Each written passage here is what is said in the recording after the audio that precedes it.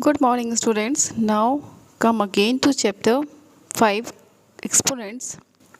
Now, today we are going to recall it by doing the exercise 5C.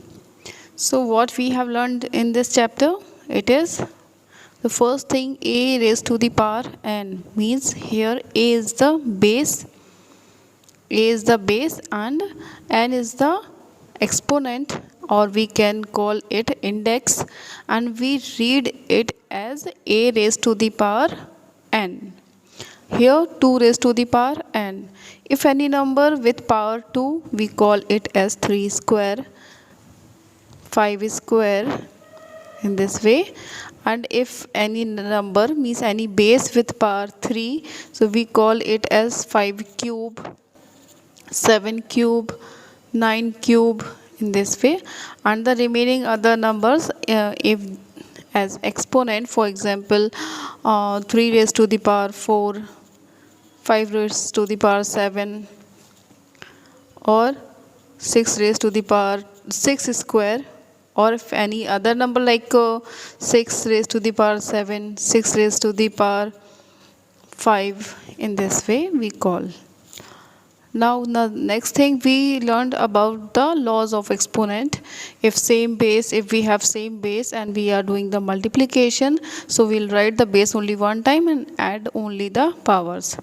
The second law was, if we are dividing two numbers and they have the same base, so what we'll do, we write the base only one time and only subtract the powers, means exponent will subtract the exponent of divisor from the dividend. And if we are multiplying and there are two numbers with different bases and powers, means exponents are same, so we can multiply their bases and take power as common. Now come to the next fourth one is, if any number with power n and there is one more power over power, it is n. So what we'll do, we'll write the base and we'll multiply the powers, means we'll multiply the exponents. Now the next one is, if any number with negative power, so we can do its reciprocal and the power will become positive. We call exponent as power in general. Now if any number with power 0, it means its value is always equal to 1. Whatever the number is there, it doesn't matter. We learned about the standard form, how to express a large number in standard form. Expanded form means how to write a large number. We'll write all the place value of all the digits with plus sign between them. That is. Now the next thing, we have the square root. The square root of a given number is that number whose square is the given number. So for example, we denote it as in this way. For example, we are finding the square root of a, so it's square root a, in this way we write it. This is the symbol. So now if we are having 4, we know that 2 into 2 is 4. We know that.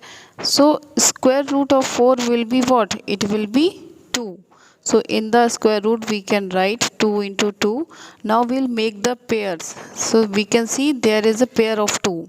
There are two 2's inside the square root. So there are two 2's. So we can write it as the square root of 4 will be equal to 2.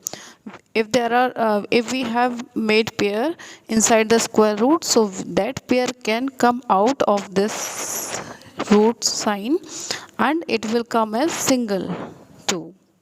Okay. Let's have some more example. For example, we need to find the square root of 5. So we'll write inside the square root, first we'll write the factors of 25. It will be 5 into 5. So we have pair of 5. So this pair will come out of this square root and it will come as single 5. So in this way we have. Now some more examples are there. For example 196, we need to find the square root of 196. So we'll write here square root 196, then we'll write all the prime factors of 196. It will be 2 into 2 into 7 into 7, that you will find in your rough part. And see, we have a pair of 2 and a pair of 7. So this pair of 2 will come out of this square root sign as single, and this pair of 7 will also come out as single. And now we have 2 into 7 means 14.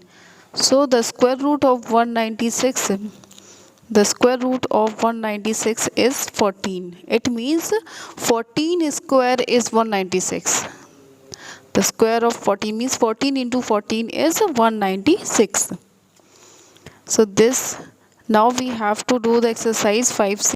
This is multiple choice question. You only need to solve these questions in your rough notebook, and you are having 4 options, and you will tick that option which is matching with your answer. All the best.